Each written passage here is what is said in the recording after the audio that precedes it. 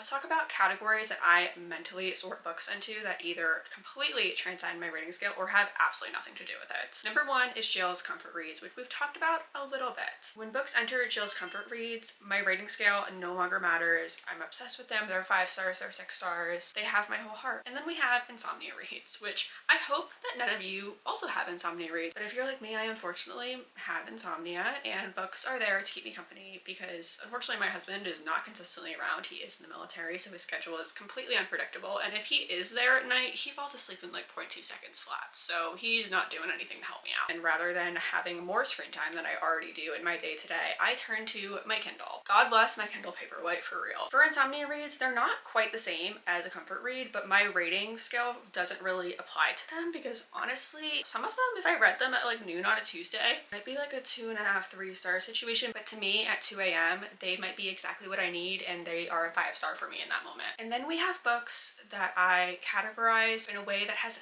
nothing to do with my rating scale, and we kind of have two opposite sides of the coin here. One are books that I would not be embarrassed to tell my family that I'm reading, and that I will happily say, they're like, oh Jill, what's your favorite book you read?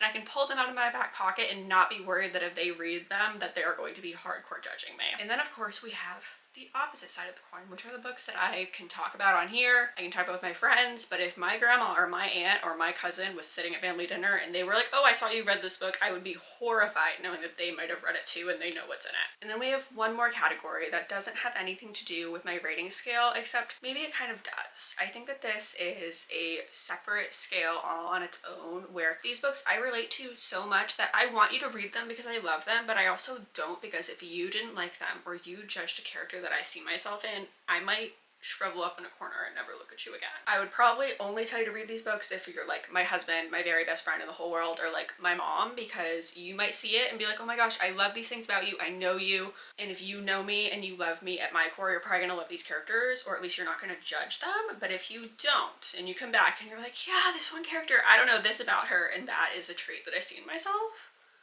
oh boy. So yeah, I might love these books. They might be 5, 6-star reads for me, but I probably will never tell anyone to read them because I'm terrified. And there are some categories that I mentally sort my books into. I will happily break them down a little bit more if you'd like to see that. For my insomnia girls, what is your most recent insomnia read? Because as the time change is coming up quick, I have a feeling I'm going to be going through a flare-up, so I might need some recommendations.